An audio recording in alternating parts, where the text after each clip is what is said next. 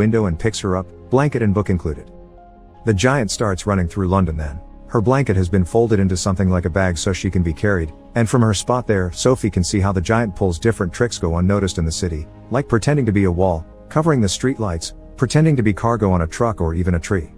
Once they make it out of London, the giant continues to get away by taking big leaps through the countryside and then the sea until they reach a thick accumulation of clouds.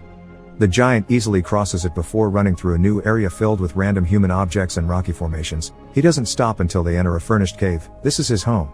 He hangs the blanket with Sophie on a tree branch, then goes to his table to chop a weird-looking vegetable.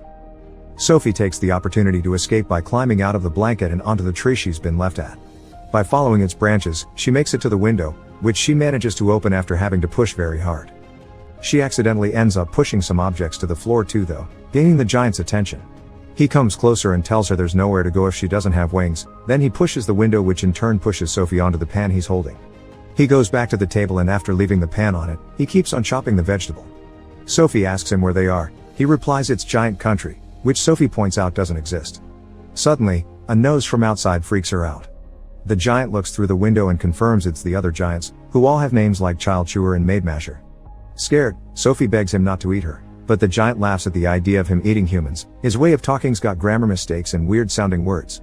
When Sophie reminds him he snatched her, he admits that's true and that he can't help thinking about her parents, but she points out she's an orphan and hated living in the orphanage, where they had lots of rules and punishment.